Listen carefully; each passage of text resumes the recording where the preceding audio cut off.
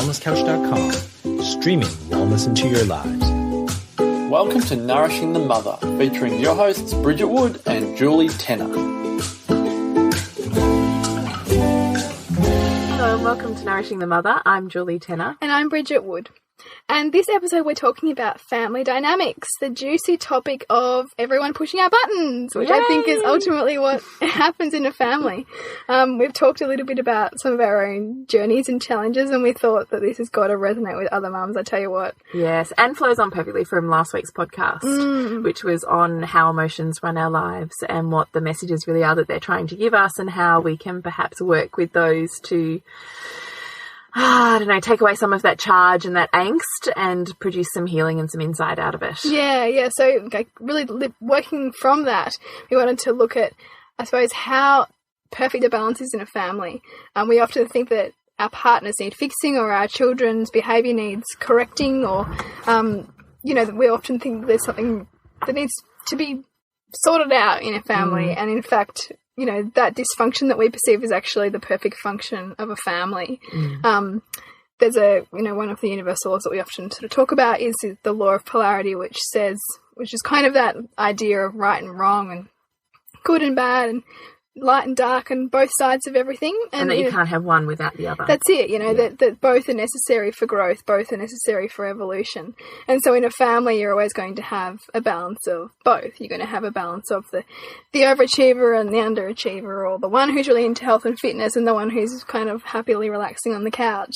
And you can really, when you start to ask the question, if you find that you're really ambitious, well, what kind of role is your partner playing at the moment? Are they kind of relaxing into things a bit more to create the space for you to go out and do that? And doesn't it even just having that insight take away, the stress and the judgment? That's a big one, I think, because I've been in this trap too of thinking, why isn't my husband more ambitious? Yes. Do you know, that's exactly where my head went too. Yeah. And in fact, I realise now that if he was, I couldn't be. Yes, I love that. Oh, it's actually perfect that he's my opposite because it allows me the space to be able to do and be what I want to do and be. Yeah, because often we can compare, particularly when we might be learning something or kind of moving into a certain direction, we might end up comparing people in our family to the other people that we're spending time with and thinking that they need to be more like that. Yeah. But in fact, if they were any more creates disharmony and judgment and friction. And you're not grateful for them. And no gratitude and shutdown of sensuality, communication and emotion, which is so corrosive in a household. And particularly in a relationship. So it's an interesting one because, we don't need our partners or children to be anyone other than who they are. And in fact, anything that we're perceiving in them anyway is something for us to learn. It's not a behaviour that they're particularly what was that doing. quote you had that amazing quote, something about that the people we live with are the people we've chosen for the most growth or something. Wasn't there some quote or something I'm having a flashback to? Oh, something like that, I'm sure. It was something like that. Anyway, the whole purpose of it being that universally it's perfect that we're with our family, whatever family it is that we've grown up in and consequently as adults chosen to be born into or married into, because of what those insights bring us in our own spiritual growth, and that the person we're living with is the person that provides us the most spiritual because growth. they are a direct mirror. Yes. The family unit actually offers us the most amount of growth as people because it's being held up to us every day. We are being held up to ourselves closely every day, and it takes work. It takes work to, keep a relationship going, when there's temptations outside the relationship or, when there's just our natural animalistic tendency to want to kind of pursue the instant gratification. You'll look at any friends of yours or any, even if you've got parents who are still together, it takes work. It takes work to sustain those kinds of long-term relationships because that person is reflecting you to yourself. And what happens when it gets too hard? And there's this interesting, when we live in a society where it's a 50%, maybe even more in, I think it is in America, divorce rate. Yeah. Because there isn't the need to stay in a relationship the way that there used to be. And so if that mirror is a bit too real and we're not the person that's looking at it that way, it's their fault. Yeah. It's got nothing to do with me. They're behaving like this. And because nothing's then ever it's easy to detach. It is. It's easy. I mean, that's the thing, you'll hear of people talking about, that woman, that, she always gets that same kind of man. You know, you'll either a girl will kind of go after the same kind of man that her father was, or that she'll keep attracting in the same kind of relationships, you know, the kind of same kind of destructive type relationships. And in some ways it's kind of beautiful because that's her learning. That's the learning. Because until you're clearing that, you know, addiction to that kind of relationship or that kind of charge that it's bringing up for you, you're going to continue to bring that experience in until you learn to love it, until you learn to own the part of yourself that person's trying to get you to own, which can be enormously a challenging concept to get your head around. But ultimately, we're all here to grow, and we are creating the experiences that we require to do that. And those experiences often, you know, are the most kind of high pressure within that family unit. I mean, I notice even in my own family, you know, I laugh now because I start to observe some of the, you know, the patterns going on. Like, I used to be right into politics and my mum would be like, oh, don't even talk to me about it. And then, you know, just tonight she was telling me all about this, you know, Tony Abbott versus Malcolm Turnbull thing, you know, this, you know, our Australian Prime Ministers have just massively changed. And I found myself thinking, why are we talking about this? I'm not interested. And then I'm like, oh, that's so funny because now mum is and I'm not. And, you know, that's just the natural play of things. Yes. Yeah, it's just... And then it's a constantly evolving process. So it's never stagnant because as soon as something shifts for you, it shifts for everybody that you're living with. That's it. And, you know... And it peels back the next layer, for the next thing, for the next mirror, because for the next, you know. Because it's never gone. No. You know, it's never gone. Like, it's one thing I find with my husband. Like, I'll often, you know, feel like, oh, he doesn't want to, you know, deeply connect. You know, why is he kind of not wanting to... I feel like that is such a common thread in so many marriages. Yeah. He can't deeply, soulfully connect with me. Yeah. But then I'm like... He can't give me everything I need. But where am I not giving that? Because ultimately he's playing a role and I'm just perceiving it this way, you know. And it's been interesting because I've noticed a lot, like when I'm kind of down or, you know, kind of a bit absent, he'll do everything he can to bring me back in. Like, he'll do extra things for me or he'll just say certain things and it's his way without having to be outwardly saying, you know, let's go and have a talk. Or let's kind of, you know, what's going on. It's like for the you, seven honey. languages of love. It's an act of It service is. as opposed to being verbally communicating. Yeah. Verbal communication in an eye-to-eye, very feminine space is incredibly difficult for most men. I think. Yeah, and I think also we expect them to fit this, you know, paradigm that we kind of say is the connected man or the awakened man. Yeah, the awakened man, the spiritually awakened man. It's a new concept, isn't it? It's how we're viewing men now, that they can connect with their feminine and be comfortable with that, but at the same time be shades of grey masculine. Yeah, that's right. Which is an enormous amount of pressure to put on a man, you know, to project our way of...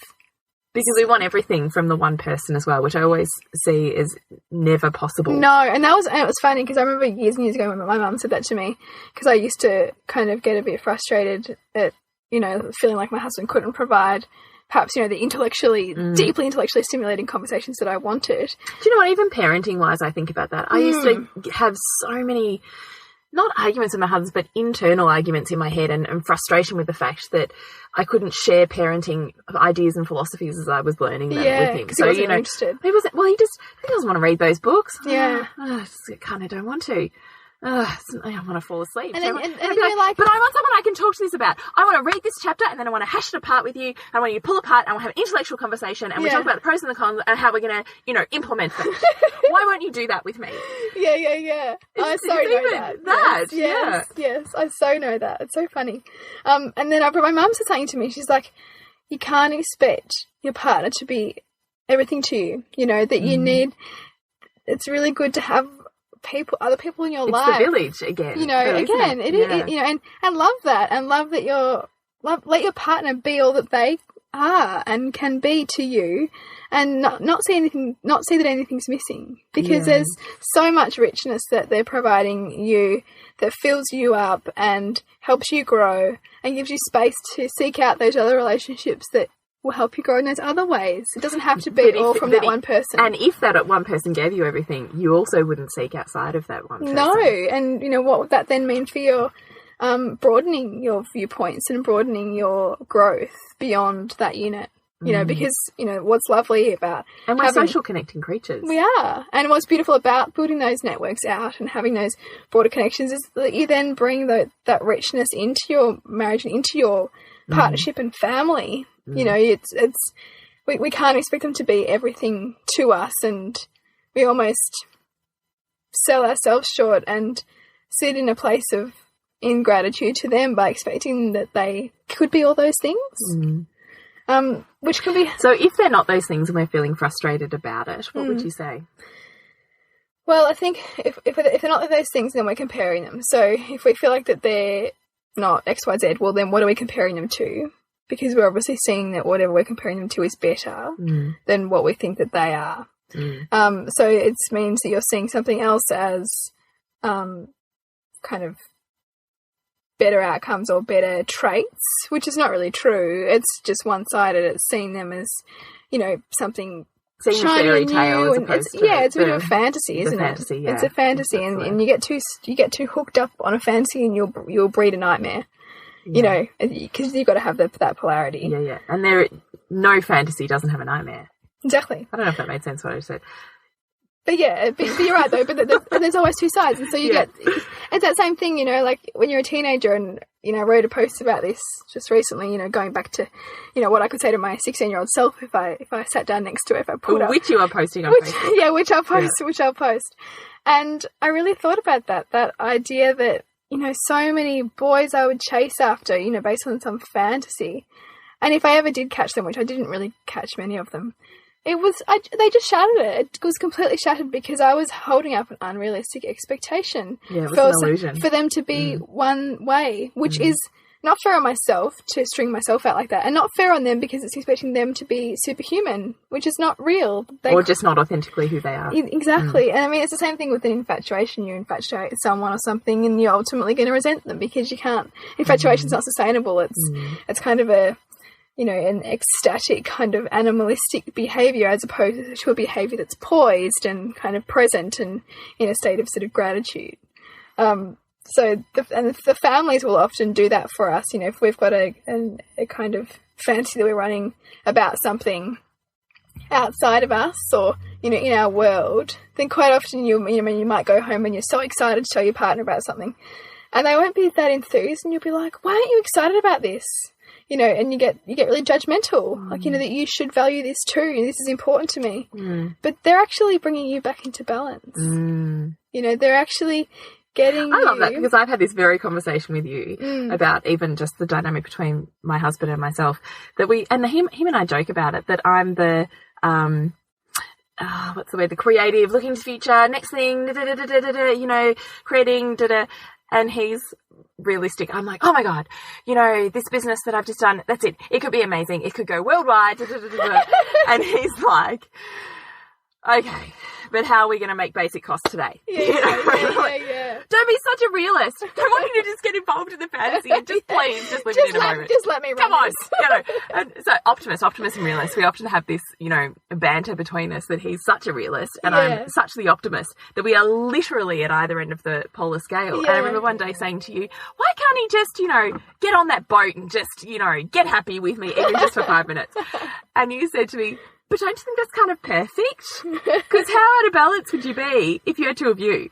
Yeah. And I was like, oh my God. Well, the thing is, if you had two of you, you know, I often think sometimes that these are the couples who kind of have no responsibilities. They just travel around the world. Like, you know, they kind of live this idyllic, you know, like kind of Peter Pan, perhaps lifestyle. How sustainable is that, though? Well, that's what I wonder. You know, I don't know.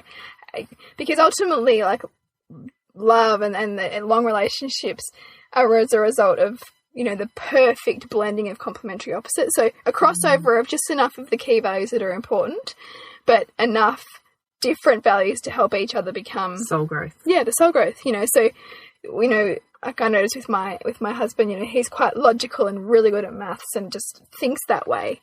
And I don't at all.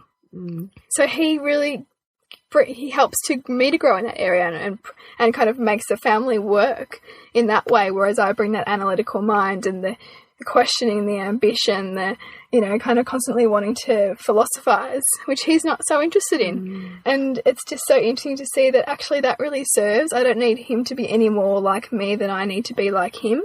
That the two of us are actually perfect in this relationship and in this family for our, you know, optimum growth. And I think as soon as we can start to see what each other brings to that relationship, to the family dynamic, we don't ask anything more of our partners than just to be themselves, which is all we should really ever ask of them. And that the opposites are perfect, as opposed to being, I don't know, challenging for you in some way that creates angst. Yeah. And actually, there's a perfection in those opposites. Yeah. And I mean, even in parenting, because I think parenting can often be something that, you know, you can disagree on. But if we accept the notion that in the law of compensation, there's nothing missing, and that there's also both support and challenge in any moment, because you need both to grow, then ultimately, in any moment when you've got your children and they're pushing buttons, one of you's going to be more supportive than the other.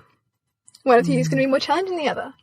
You know, you're both going to be tempering the way that you treat your child based on the other person, because there's that conservation happening within that family unit.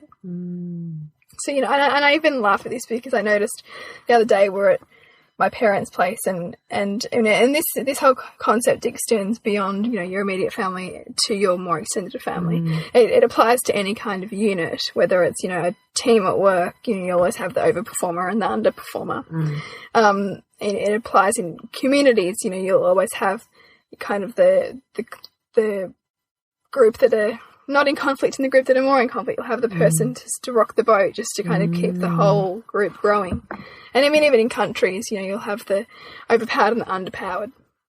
And so nothing's ever missing in any kind of system. There's both of those things happening at one time. And that having, in inverted commas, the negative experiences actually allows the positive to grow.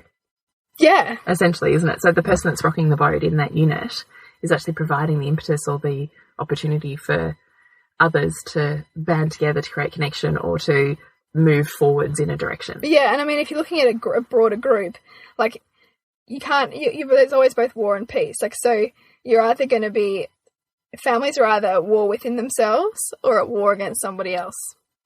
And I mean, war is a strong word, but usually there'll be unit. So it could be harmony between me and my husband, but disharmony between us and the in-laws. Yes, that type of thing. Exactly. So, you know, if you've got a massive issue with your in-laws, and then kind of, you know, that might be annoying, but it probably also creates a sense of connection with yourself and your partner, almost, or them and us. Yeah. You know, so those things can actually serve. So what's the positive out of that situation itself? Yeah. What are the benefits? Because you take away that conflict there, and it creates space for the conflict or the challenge to be moved somewhere else, because it's always changing form.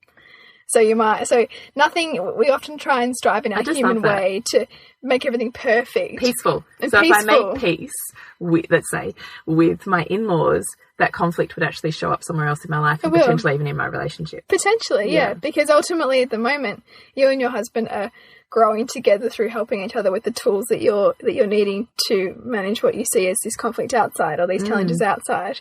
And that's really bringing some richness to your relationship and to your family. And yes, you've got these challenges, but then they're never going to go away. So the more you can... They just shift. And so the more you can see them and be grateful for them and see the benefits of them, the less that it'll charge you, and the more you can see it for what it is. Yeah, the less it runs your story. The less, unless you're kind of, perpetuating at its mercy. Yeah. It's so interesting. And it's fascinating. I just love this concept. Yeah, it's real. And there's a book, which I think you're in the middle of reading.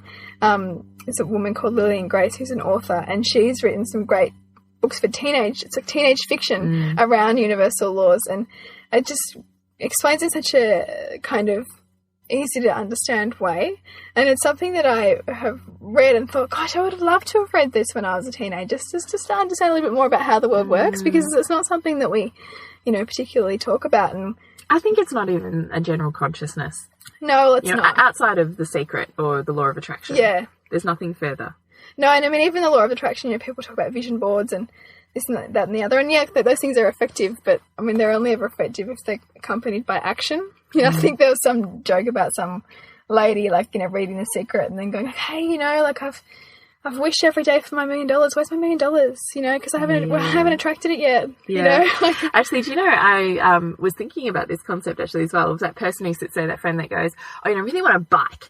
So I have just been affirming bike coming to me. I'm so grateful for my bike. I have my bike now, and I'm so happy riding my bike, and I'm so grateful, you know, all of that in the moment present gratitude. Yeah. And I was sitting there going, okay, what are you actually doing about getting the bike? What steps have you actually taken? Because, you know, God or the universe didn't just hand Noah an ark and say, here you go, my friend. He gave him the resources for him to do it himself. And I kind of thought, oh my goodness, I get that as a concept. Remove all your feelings about God and those biblical stories. Just the basic concept of the universe hands you the resources for you to create the magic. He doesn't, the universe doesn't just go, boom, here you go. You wished hard enough. Yeah. It's a little bit bigger than that. And that's when these universal concepts, and I even love that idea of the thing that you want is totally possible and able to be created in a moment, but not without the steps, the actioning, the using the resources that are inherently yours. And that's that deep focus and intention too, you know, and bringing that congruency to yourself, because, you know, we're so often, we can get distracted and sort of feel a little bit, you know, jarred with what we're doing, and that's that incongruency coming up. So it's getting that clarity. So to extend that idea of complementary opposites further, there's also the way that we're socialised, typically as men and women, to concentrate our attention on different areas of life. So there's 7 different areas of life. So there's the spiritual, mental, vocational, physical, financial, family, and spiritual. And as men, they seem to be socialised more to focus on empowering their mental, vocational, and financial areas of life. And women tend to be socialised more and, I guess, biologically directed more to focus on nurturing, so that's family, their social lives, and physical. And so what happens is that each other sort of tends to concentrate on their kind of areas, and as a unit, that there's that general whole empowerment as a kind of a family unit, I suppose. And the more empowered that the family is in all of those areas, so each person, the more balanced all of those areas the more balanced in a family dynamic. Because you know, some families, the partner will never even have a login to the, you know, banking, for example, or the other family member will have no interest at all in organising social events. Ideally, you know, the more kind of empowered each person is in all of those areas, so at least have an understanding of them, the less extreme those polarities are. So the less extreme the kind of the highs and lows are, the less extreme the friction is, because each person has a level of empowerment across all those different areas. So there doesn't need to be that overpowerer versus underpowerer dynamic that can happen. So then there's less oscillation between the extremes. What's the purpose in the extremes? Well, the purpose in the extremes is ultimately, well, I don't know how much purpose there is in them being so extreme, but it's that whole idea of the chaos theory. So if there's, you know, you're always going to have order and chaos, and the further apart you pull those poles, the more chaos is going to be, because ultimately each person's trying to get the other person to own the things that they need to own. And it's controversial to understand this, but often in situations of domestic violence, the victim of that is very, very underpowered in finances, very, very underpowered in kind of vocation. You know, it's a quite a classic dynamic that happens, that the overpowerer comes in because there's such a power imbalance there in key areas that help an individual to feel strong and, you know, strong in themselves. And that's a dynamic that's quite a classic one that's at play.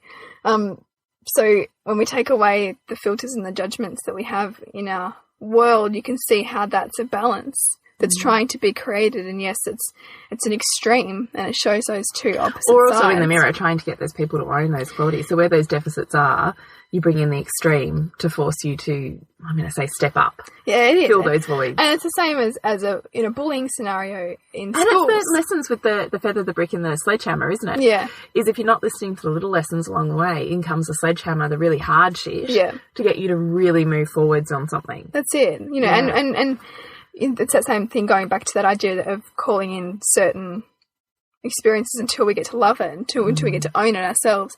And it sounds bloody awful, and I'm sure it is bloody awful to be in that, but that's ultimately, that's what that dynamic is playing out. It's you know, continuing to bring in that challenge to get that on a universal level. So we're stepping out of the emotion and we're stepping into a more universal perspective of voids and everything imperfect is perfect and there for a reason, and that some of those hard lessons are there because we need them to grow in the way that we need to grow. Exactly.